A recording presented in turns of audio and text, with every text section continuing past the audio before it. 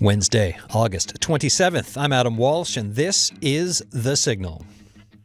Today on the show, we've got a professor of medicine, a computer scientist, an English professor, all here to talk about artificial intelligence and research. What role does AI play? Where are things headed? What's the difference between help and hype? And what are students doing today?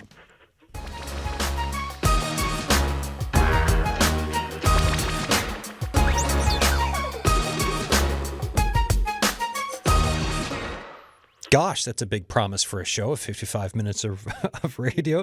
Michelle Ploughman, how you doing?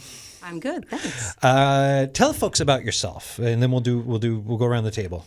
Sure. I started off as a physiotherapist, focusing on recovery of function in people with stroke and traumatic brain injury, and it was a job I loved for many years. And I went back to graduate work in animal models of stroke, understanding how synapses and neurons change when we deliver rehabilitation. And then that brought me to Memorial University, where I became a Canada Research Chair in Rehabilitation, Neuroplasticity, and Brain Recovery. And I just finished that term, and now I run a lab.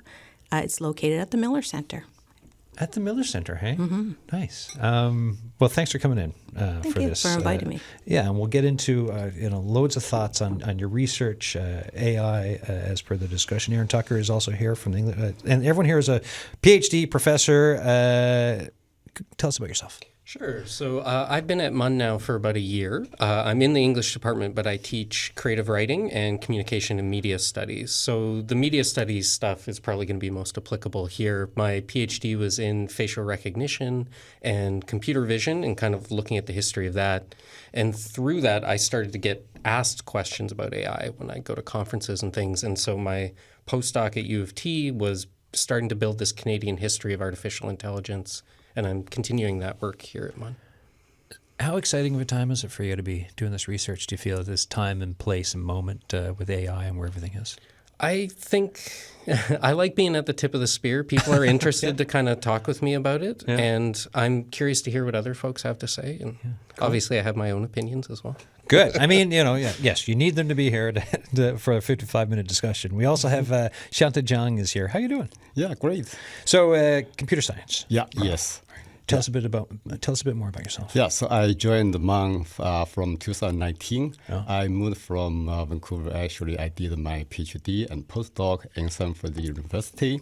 My research is mainly apply AI to medicine, which is an exciting area we'll discuss a little bit later.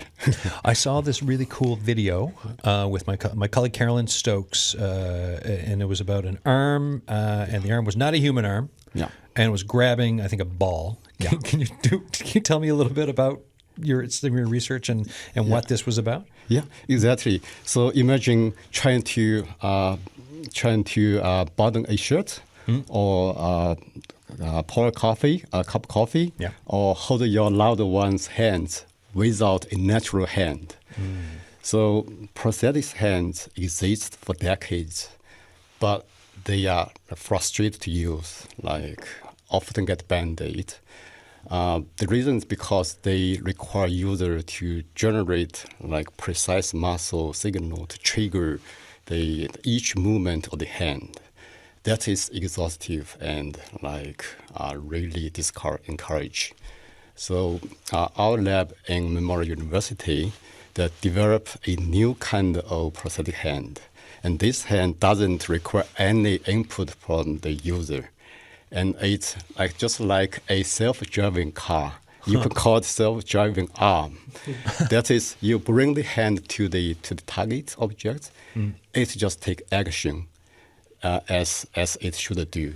So what we do is we put a tiny camera on the wrist of the hand, and with AI, the artificial algorithm on board, and the hand can see the world and recognize the objects, and it take action correspondingly. So it's fantastic. So the user simply needed to put it on.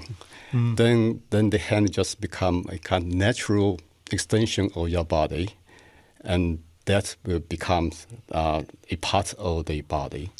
So and it knows what to do. right? You Yeah, want to grab know the what ball, to do. pick up the teacup, right? Open the Yeah, door. yeah. The hand's on top of it because of AI and everything else. Yeah, exactly. Yeah. Okay. Yeah.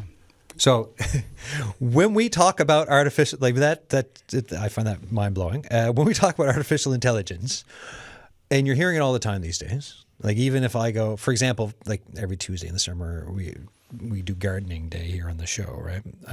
I put in Google the other day. I'm like, gardening tips for August. And next thing you know, this AI thing was like, here are all your tips. Now, the one thing that I will say is, and some of them were decent, and then it's specifically for Newfoundland, but then there was a bit that was like, oh, and here's what you need to do about deer getting into your garden. I'm like, deer in my garden in Newfoundland. Well, thank you, Gemini AI, for that. So there's a range here, right? So that's obviously incorrect, but there are also some helpful tips.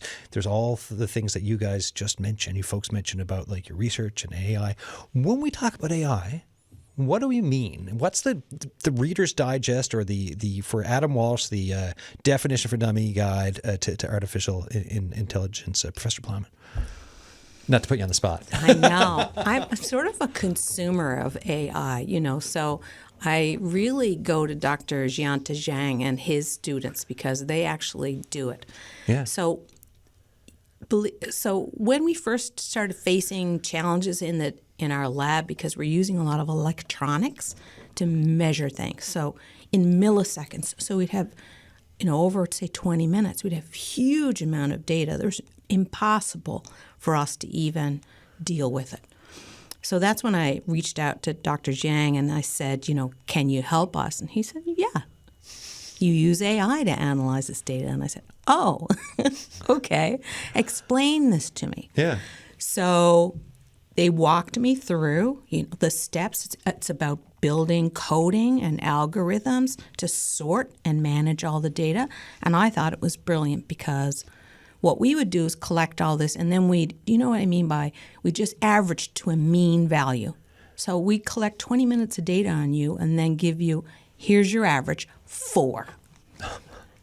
But there's so much richness there. And what they did was found the richness, that we could see patterns that were different between patients and people who were off the street who were not patients. And so, to me, it's about managing enormous amounts of data that humans really are not able to manage. It can only be done by computers, and it can be done by building algorithms, which I leave to the computer scientists. All right, computer scientist, you want to keep going with this? Yeah. On artificial intelligence. I collaborate with Dr. Ploughman a lot. That, to my understanding of the AI, that it sees that human cannot see. Like in the case that the gait analysis we did collaborate with the multiple sclerosis patient. Yeah. That the AI algorithm can see from data that data change very detailed. Human could not look at the signals, right? And normal way, like Dr. Ploughman said, usually people analyze average rate, gets the above mean or below mean. But machine learning model, you can feed in this data, and it has a lot of parameter, and this parameter can remember somehow these interesting things happening in the data. Next time when you take data in, the new patient coming, the model can tell you have something. You even that can find early sign of multiple sclerosis. These kind of interesting things. So that is something really, really interesting happen. Yeah. So it's just giving us this super enhanced ability to quickly, much quicker than a human could do, find patterns, analyze data. It almost, back when they first invented the microscope, like we can see, but then this thing lets us see so much more enhanced and with detail. In this case, it's supercomputing that can give you so much more condensed data or patterns and pick stuff out that would be impossible, is what you're saying for people. Yeah. Absolutely. Right? Aaron, what about yourself? Well, I think when I talk with my students, that's one of the first questions we ask is kind of like, what do we mean when we say AI? Yeah. And I think part of what you're talking about is kind of like computer vision or object recognition, things like that. Or we might think of artificial intelligence that predicts or sculpts behavior in social media and different space. Those things are very different mechanics. So one of the things we try and talk about is parsing out these individual specific uses so that we don't have necessarily this big umbrella AI. Probably for most folks, the AI that they're going to be engaging with are like large language models. Like when we talk about ChatGPT, these giant terabytes, petabytes of data that have been sort of put through various forms of machine learning to form these kind of interactive chatbots. But that is entirely different than building a computer vision system that you can attach to a robotic prosthetic arm, right? Like I think deliberately kind of discussing those things separately and completely is going to lead to better kind of literacy and transparency around this stuff. As you start to, and I think too, for me, the way, kind of how I look at things, I like having, give me the umbrella, but then as I learn, then I'm able to like even just have the basics to enter the conversation. And then it's like, by the way, that's not like there's a whole other world of different little doors that you can start to open and really focus your learning in on if it is something like what ChatGPT is. So it's like when I'm putting in, I want to go on a vacation to Portugal, why that thing can tell me, well, here's the hotel you go to and here's like the cost and all this stuff, which is far different from what you're saying to the AI behind a new prosthetic arm, right? What kind of a time is this then? Like with AI, this time for research that we're in, I've from prepping for the show and just kind of like listening to podcasts and everything else, I've heard some people say this is like internet, pre-internet. Do you feel this is where we are? Is this one of these giant things that'll be like the time before AI and the time after AI? Or is it not that?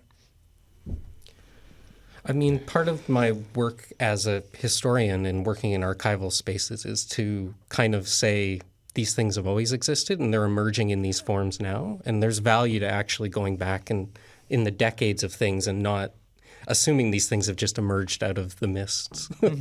Like so your research, for example, both of your research has been built on decades of these sorts of things, that it seems like it's new and it's this kind of precipice of something new. That was the internet too, though, right? Yeah, because the internet was a military project and then it expanded.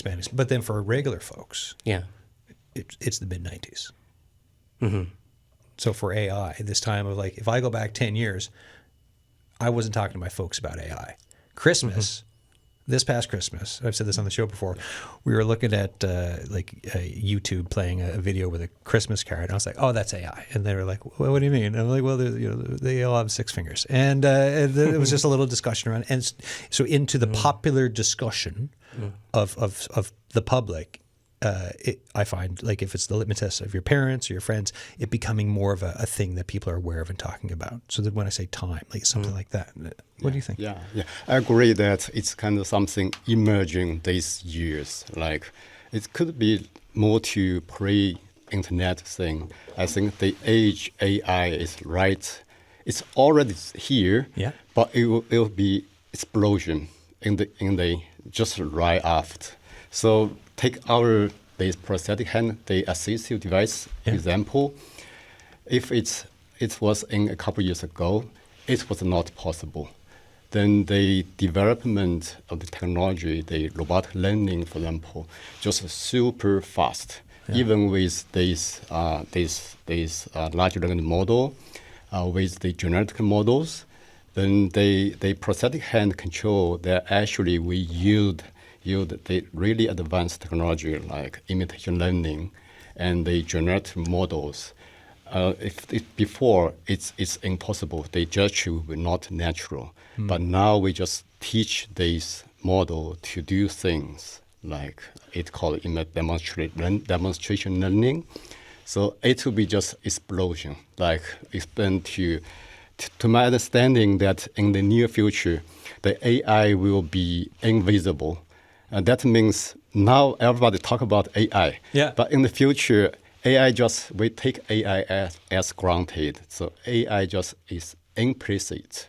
Like prosthetic hand, the user just put it on, it will work. User even don't notice that AI exists.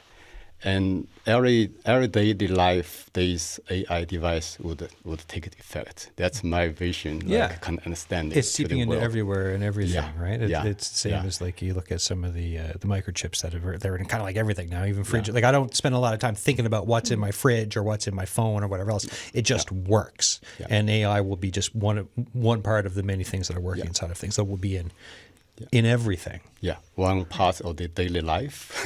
one part of daily life. Yeah. Like, some people are scared by that. How do you do you folks spend what kind of time do you think about whether or not these tools are good or bad, or is it not, or am I just even phrasing that in the wrong way? I have concerns that AI might overtake an individual's capacity to think for themselves. Go on. So you enter your problem into ChatGPT or whatever your favorite bot is. Yeah. And it gives you the answer. You didn't have to read anything. You didn't have to sort through data. You didn't have to. Yeah. But so in the course of reading things, sometimes you come across, well, that's interesting. That's different than what I just read in this paper. So you compare it and contrast it, and you got to use your brain and your intellect, your hippocampus, that's foundation of your memory, to really deeply understand what you're facing. Whereas what I'm seeing in some writing, and especially from graduate students, is that they enter a question into ChatGPT and they take that answer as gospel. Graduate students? I thought they were supposed to be the smart ones.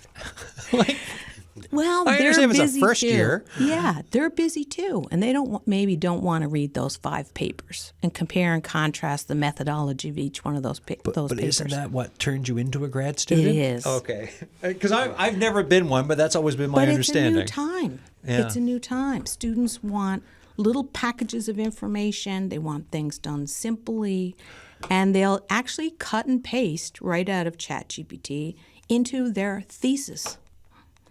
I mean, you can't TikTok your way to a master's unless you're doing your master's on TikTok, you know? Come on. So how does that feel when you see that? You can so I know what they're writing about. Yeah. So I'll see vague statements like, "Oh, this treatment improved function in people with stroke." And I say, "Okay, so who were the people? How many months post-stroke were they?" Great questions. When you say function, what do you mean? Arm, leg, language, cognition? And they actually can't give me the answer because they didn't read the papers. So what's the conversation like after when you're like, you can't answer any of these? Yeah, I circle this section and I said, "This looks like ChatGPT. Can you go back and read those papers, please?" And Okay.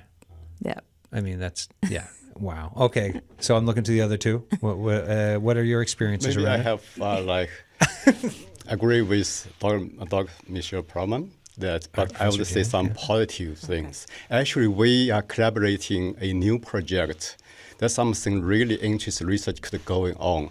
So we try to apply the same technology for the self-driving hand control to exoskeleton for people who live with stroke or multiple sclerosis. They have weak hand.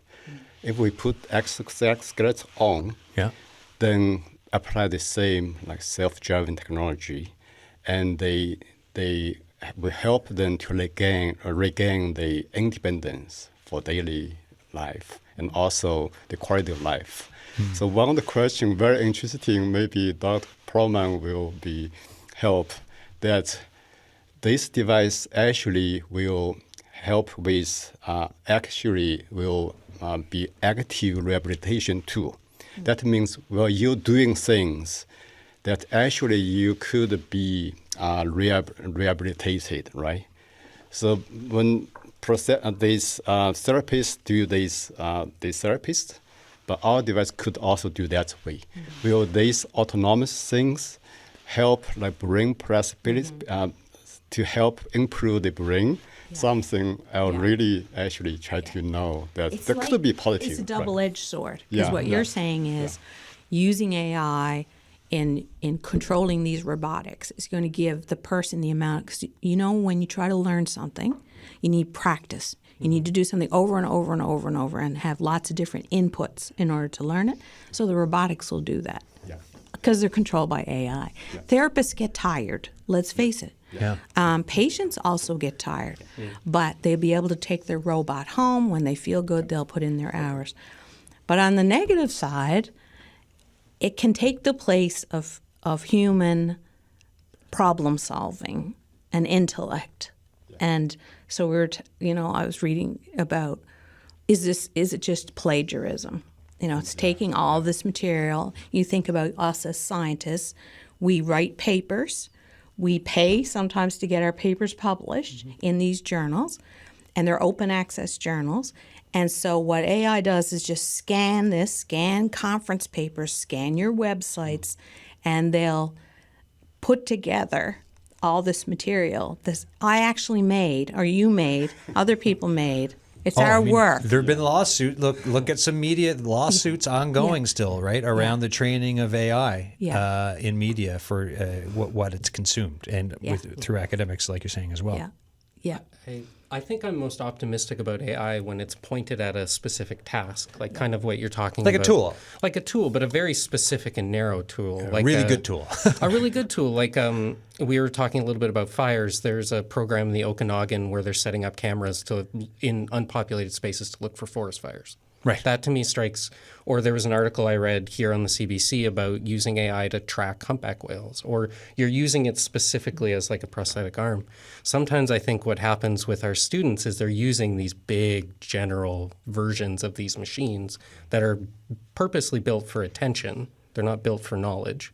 And so when you put in a complex problem like that, it does the best it can because it's trying literally to be able to answer any question.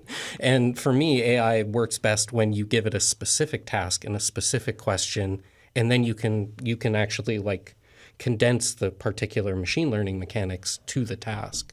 But the ChatGPT is just and the folks, so big. And the folks behind these, they're just trying to make money, right? Like, so it's not exactly like it's not altruistic. Like, this is going to help. It's just it's dollars and cents. I've been thinking about them more and more like social media. Like the goal of ChatGPT is to keep you talking to ChatGPT. Its economy is attention. Yes. It's not knowledge. Same with other social media. It's like Yes. you got to post all the time, engage all the time, stay on it, go down the rabbit holes, use it. This is what it's for because and that's come back to it as well. And exactly. So for ChatGPT, same thing. Yes, and that's why you get these really interesting stories about chatbots trying to seduce their users.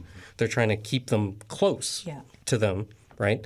So when a student kind of enters in, let's say, and just asks a question, the chatbot isn't really built for that, I don't think. The chatbot is built for engagement. It's built for attention and keeping users in the space, not to answer a very specific and particular question. Yeah, and I've heard people getting actually personal advice, because the ChatGPT will say, good question, right? So that'll engage you to answer and provide more insight into your life. Then it'll give you almost like coaching or being your therapist. Oh yeah, no, that's and I've seen people post about it, right? It's like, I just asked the bot, the AI bot about my relationship, and here's what I got back, and you're just like, okay, all right, First of all, then you entered that, and now that's public domain, right? When and that's the thing, right? If you don't, if you're not paying for it, then they're taking you from you to profit off of you. Is the point? And to learn from you. And also, the therapy joke, which I've literally seen people do. There is a separate conversation about the state of the healthcare system here and wait lines with everything else. We've done shows on that. We will do more shows on it. But it is just for the conversation today of saying you still have people just kind of mucking around with this stuff too. And also seriously. Right. Yeah. Last year we had this conference in biomedical science, and we had this visiting speaker who was well known in the field, published in big journals, Science and Nature. So for fun, we had the lead who was supposed to do his introduction say, "Do you mind? I built your introduction, for your talk on ChatGPT just to see what would happen." And he said, "You're here in the front. Can you tell me if this is correct or not as we do it?" And the it was a full house. We had all the students listening. So everyone was poised. And so they started the intro, and right from the very beginning, Dr. So-and-so received his PhD from McGill. Wrong. He won this award. And no, I applied for it, but I didn't win it. And it was just continuous, not 100% false, but like close to true, but slightly off center. Yeah, the six fingers of it all, right? Yeah. And it was such a learning opportunity for everybody in the room to just realize that, this is not truth because you believe that it says it is. So what happens when it gets better and better and you can't do that example anymore? What will your example be then? I think it'll tell us what it doesn't know. Like it'll understand the limits of its own knowledge to some extent, right? Like, so right now you talk to ChatGPT and it refuses to tell you it doesn't know something. It'll just make something up or ask you a question, or you know what I mean? Whereas I think as we get further, the limits of these systems will understand perhaps their own limits and redirect, or perhaps we start building different versions of these things that don't try to do everything, that don't try to solve every question or answer every question. They just simply say, I can't do this. And maybe ones that don't have just like billionaires behind them that might be possibly maybe tinkering with them and, Yes, the other incentives that come with engaging with these systems, for sure, will be rerouted, again, I think, into specific tasks and away from things like artificial general intelligence. Folks, you're listening to The Signal. I'm Adam Walsh. Today we're talking about artificial intelligence and research. I've got three excellent professors here, all from different backgrounds, all talking about the research, AI, their experiences with students, where we're going with it all, or where we might go, thoughts on the future. So we've got Michelle Ploughman is here, professor, faculty of medicine. Xianta Jiang is here, professor, Department of Computer Science, and Aaron Tucker, author and associate professor in the Department of English, all from Memorial University. Talk to me facial. Like we were talking some of the research. Tell me a little bit about the facial recognition side of what you're doing, if you could.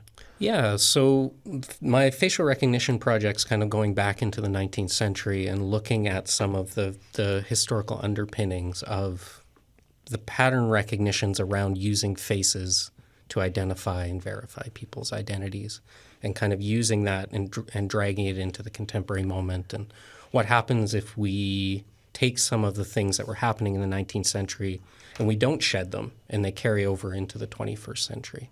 So that's some experimental psychology, that's biology, it's kind of the quote-unquote hard sciences that then encode themselves in. So I do a lot of work with citizenship and borders and the use of face recognition in those kind of spaces where it's making decisions about citizenship and citizenship resources. Yeah, so what are some of the wrinkles in with facial recognition? Well, they're very they search for stability. They have very little tolerance for instability, and a face, I think, is naturally unstable. Oh, I mean, mine 100%. So. And so to take something like a face that carries all this lived experience and all these different things and to reduce it into, let's say, a racial demographic or a gender demographic is, I think that reduction is really problematic and harmful when it's then used to make all sorts of algorithmic decisions. Yeah, because you can get biases put into things, and that can be a problem. So, like, what do you think some of the problems are that will come from this with some of these assumptions that get made, and why is it so important to fix them? Well, I think as they start to creep into places, well, I mean, they're already there in law enforcement and border security, in decisions around immigration and refugees, that we need to perhaps use them again as specific tools, but there needs to be a lot of human intervention in these spaces, in particular in law enforcement. And then there's spaces that probably just shouldn't be using them. Yeah, right. That there's just the tool is so flawed, there's no need to use it in this space. Okay. Thanks. Yeah, I was curious because we were talking about the other stuff, and I just wanted to kind of get a little bit in on some of the AI research. And I've got I'm also looking at, let me see, December 19th, 2024, Memorial University ranked #1 nationally for using AI to enhance and accelerate research. Right, so that's both of you who are part of this. In this, and I won't go into the political side of it, but just in this time of looking at AI and research, how important is it to be doing this research right now at the university when you look at across Canada or globally, the fact because everyone is pushing so much into AI research right now? Why do you think it's so important for us to be doing it here? And what happens if we don't? I think Xianta tells the story so much better than I do, but I just think that the old statistical models that we were using, like, is A significantly different from B? And you'd use your stats package or Excel or something, but the data doesn't look like that anymore. We're using, watches and IMUs, attaching it to your body, and it's collecting an enormous amount of data about where you are and what you're doing. Because we'd say, okay, does this treatment work? You'd say, oh, okay, it makes me move better. Yes, but do you go out and get groceries? Are you outdoors and indoors? Are you out when it's cold or when it's warm? So we can collect all this data now, but we can't analyze it without AI. It's just too enormous. If we're going to move to the next level and answer questions that are important for human health, I think we have to use AI. Yeah, and also where everyone else is using it. If you're still in that old model, yeah. you're not getting any papers published. You're not advancing anything because in the Maritimes or across Canada or in the States or wherever, they're using AI and taking in all that data and figuring stuff out. Yes. But there's still some people, like journals, for example, the old journals, they really want you to show them, is this statistically significant? And they want you to do the old methods of analyzing. Really? Yeah. So sometimes you have to give them the old method of doing averages and then show an enhanced data analysis. Why are they so slow to shift? It's about... it's so embedded in levels of evidence. So you think about levels of evidence that guide health practices. And so they feel it's still really important to have that grounded in something we know for sure. Okay. So maybe AI, we don't know for sure. Right. It's still too developmental maybe. So in 10 years, it might be a different story. I think it'll be a different story. It's just we're still at an earlier stage, given everything. Yeah. What do you think about it? Yeah, I think why Memorial ranked number one. I think the unique of Memorial University that it really emphasize interdisciplinary research. Like our collaboration with Dr. Ploughman.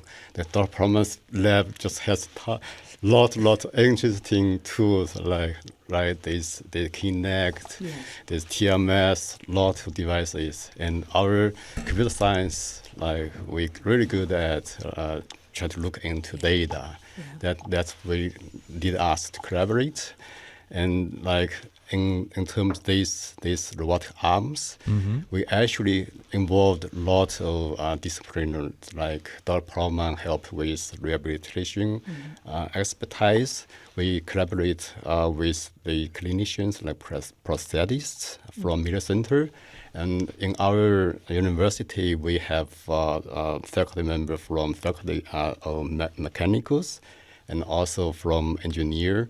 Actually, it's quite a big team. With this interdisciplinary collaboration, and we make things happen. Actually, that probably helped Memorial University gain momentum. Yeah, and we have a little group called the Human Neuroscience Research Group, and we sit across from one another, and we have virtual meetings. And so Xianta came, and he said, "I'm interested in data." And I said, "Well, what kind of data?"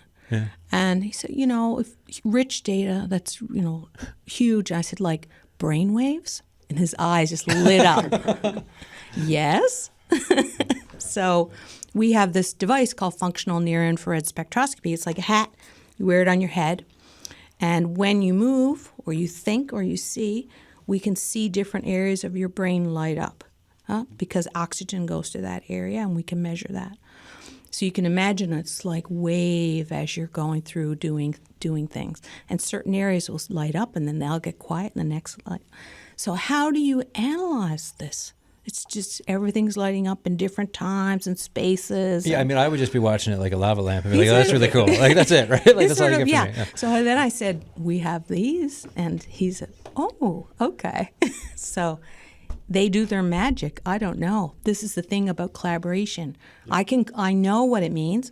I know the patients. I have them described. They came in. They did these tasks for us. We want to find out what areas of the brain are working really well and not working so well. Can you answer that, Xianta? He said, of course I can.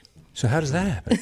Yeah. How do you translate brain colors using AI into figuring out stuff?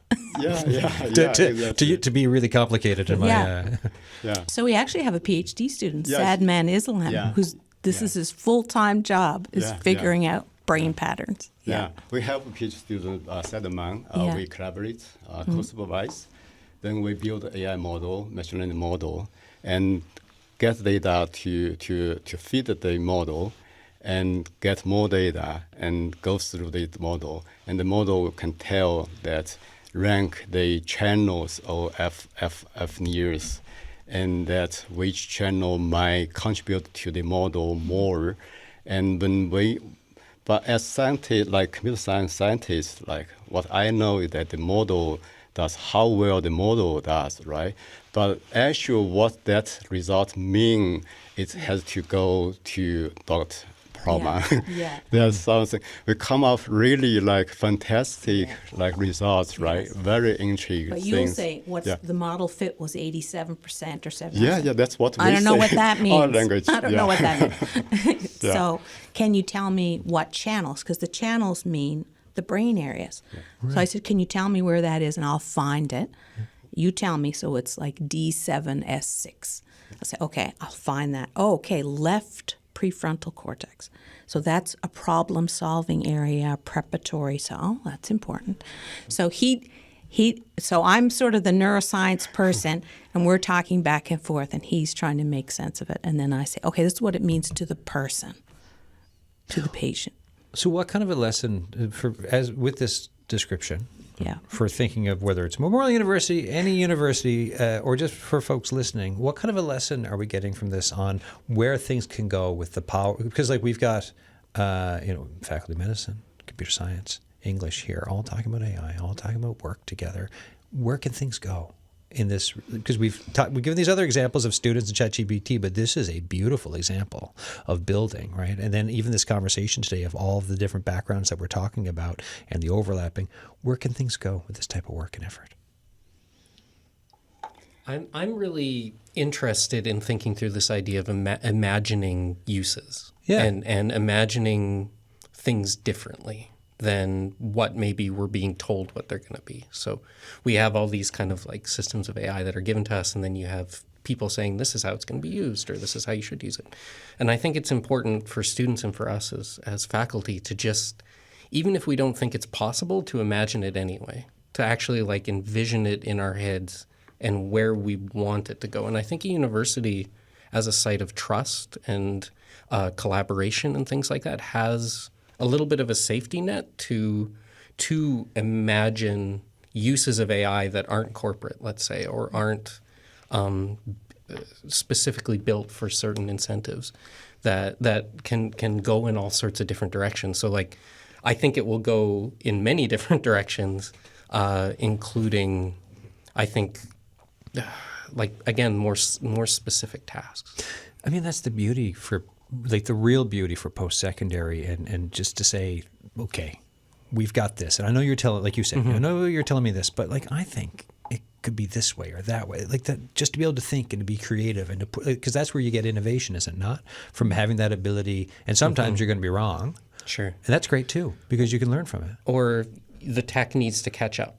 So you were kind of saying like, I couldn't have built this 10 years ago, let's say. But eventually the modeling, the data, maybe you end up getting more data, catches up with your idea and your imagination, right?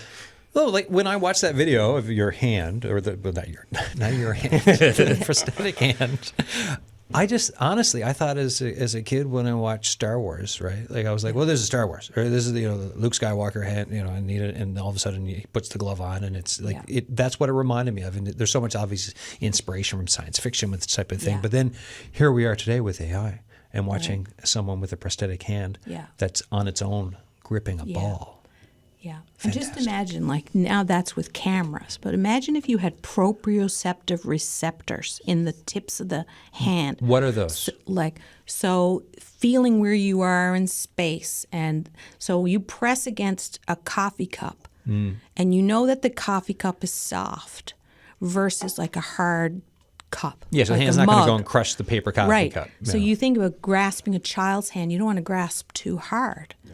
So how are you going to, because you're going to have to add in, it's not just about seeing the apple or the fruit and knowing, but to know how hard to press. Yeah. Because if that coffee cup is filled to the top, you don't want to press it too hard because it'll all spill out. Yeah, am I picking up a marshmallow? Am I picking up a grape? Right. What am I picking up Right. here? Yeah. So I don't see any other way of handling all that data than AI.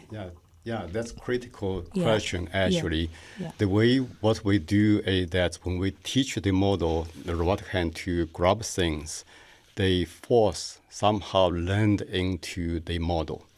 So when we use teleoperation, this hand to teleoperate this prosthetic hand, then if it's heavier, then the hand has to you grip harder, then the model learned more force needed for this moment.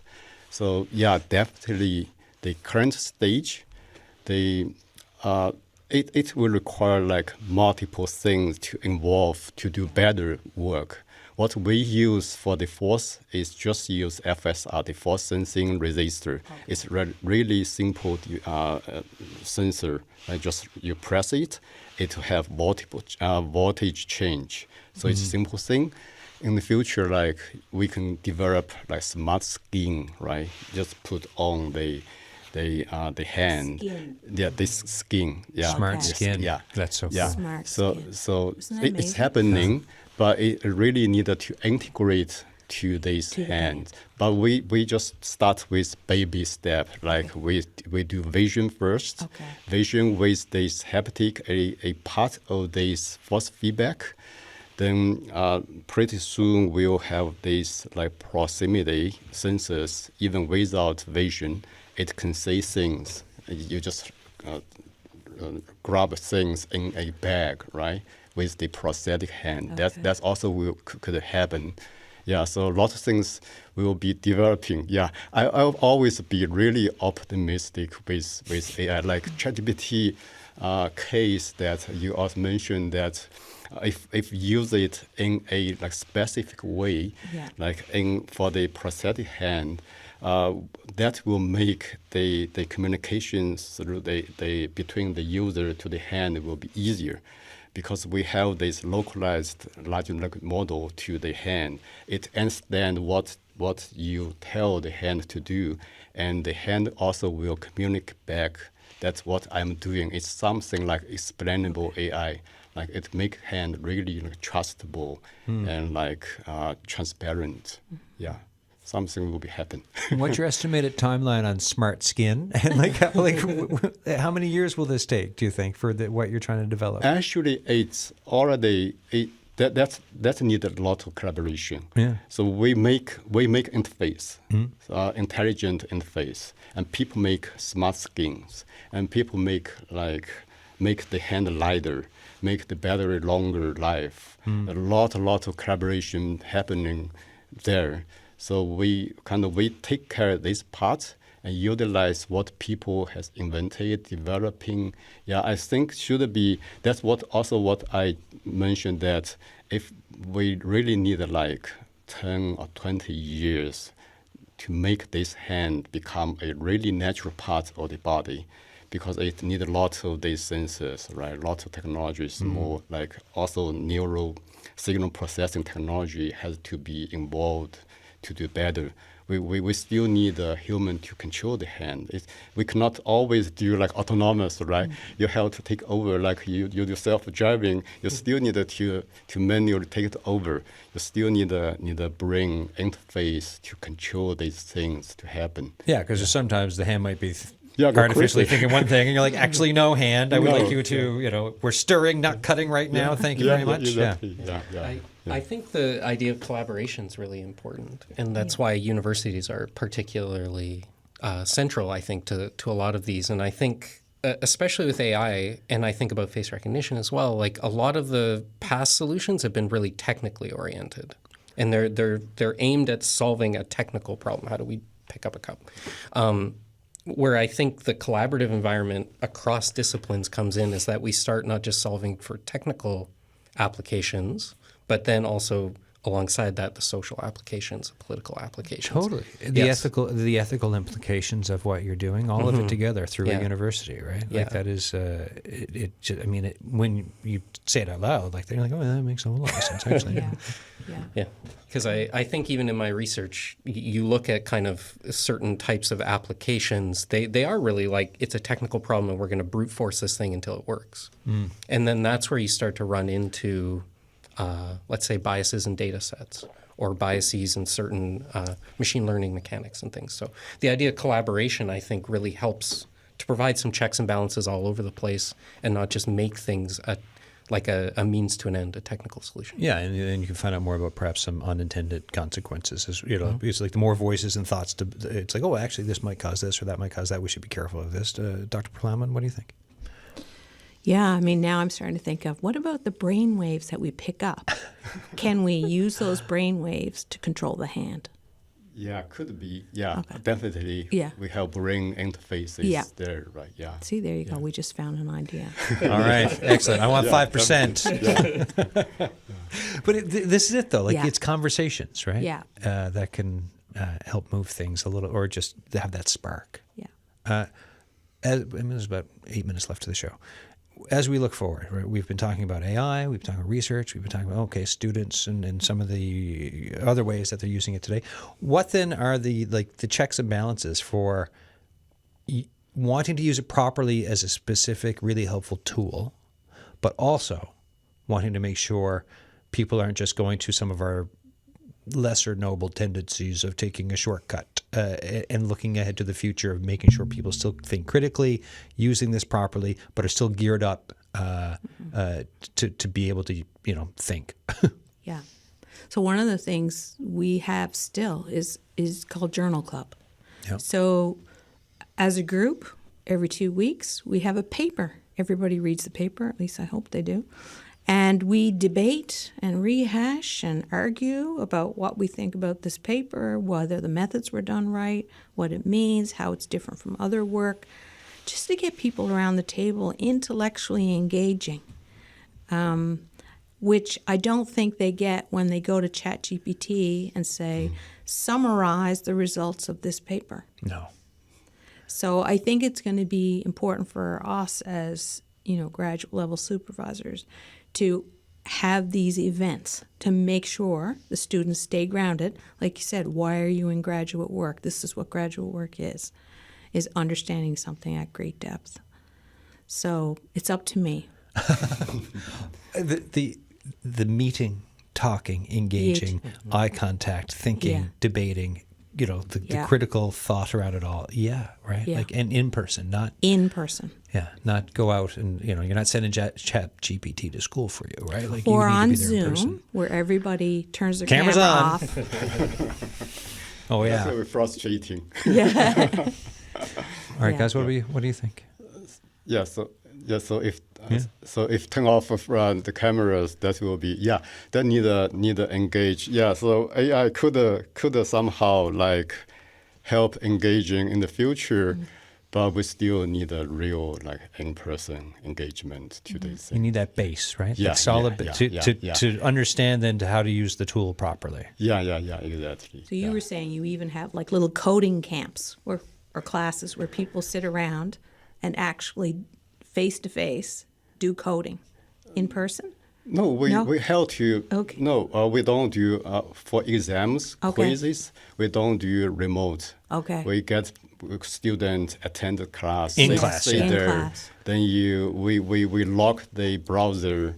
You cannot go to ChatGPT. Then you code for me. Yes. Then you submit. Yes. That's what we do. Yes. I agree with you. Yeah. But that's This is where we are. That's where we are. So for computer programming, coding. Yeah. And no one's doing it at home now for the test because like I need you to be in like this everything closed off room, code in front of me, and then we know if you can do it. Yeah. And this is the Yeah. world we're living in now. Yeah, exactly. Yeah.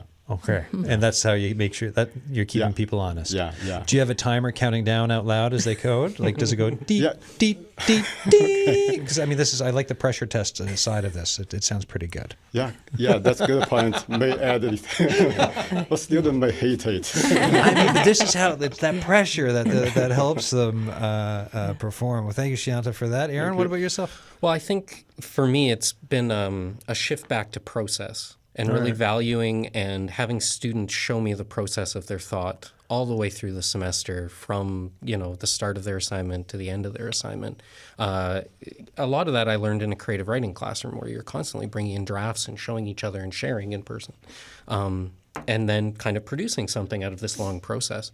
Part of the problem with ChatGPT is it does seem very easy. Like it's very product oriented. And so I think by the time we get into the classrooms, I'm trying to value and, sometimes that means like designing assignments around giving them grades for drafts, giving them grades for peer edits, giving them grades, for things that go into the assignment and part of the final product that I think they need to value and understand why we're doing it, and a focus on methodologies and why we are solving these problems, why we are asking these problems, and not just, do you know the answer? So then with everything we've just talked about, if done successfully, right, if you get the base for people and the understanding of AI, what are we equipping for students as they work into the future? Like what's the people product that will be pushed out and or elevated from this? I hope it's critical students that recognize where AI would be useful and where it is taking the place of their own ingenuity and imagination and things like that, right? Great answer. You said it. See, this is why you invite an English prof who does creative writing to this conversation, right? This is exactly why. That's a great answer. Yeah, it is. Anyone else final thoughts for today? Final thought of whether it's advice for people, or final thought around AI, or a final thought on your research, or the potential, or a drawback. I think everyone's using ChatGPT and these, this type of using image creation. And I just always say, still be a skeptic. Please be a skeptic. Don't just swallow all this 100%. Like it's truth.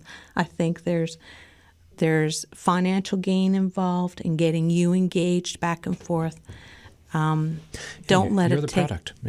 Don't let it take away your own thought process, your memory, your brain development. Right.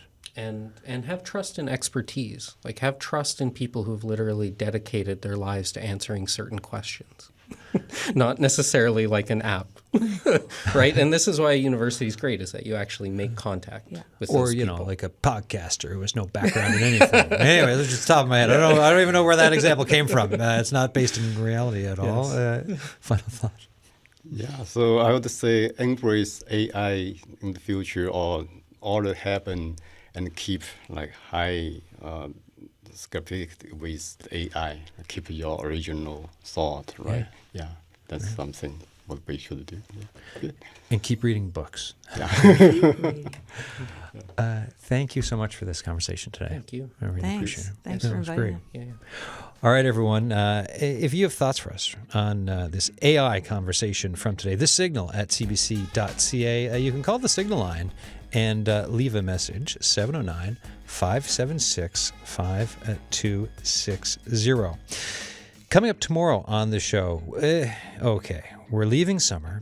We're entering fall. We've got school starting again. We also have a provincial election at some point on or before October 14th. There's a municipal election on October 2nd. What we're doing tomorrow is we're bringing some parents in, and we're going to talk all about themselves, their lives, their look at what they're thinking about as we enter the school year, and also about the direction of this province and the country when it comes to politics. So again, another big swing tomorrow on The Signal, but if you have thoughts for us, as always, email us thesignal at cbc.ca, and thank you so much for listening, folks. It's been great. Cheers.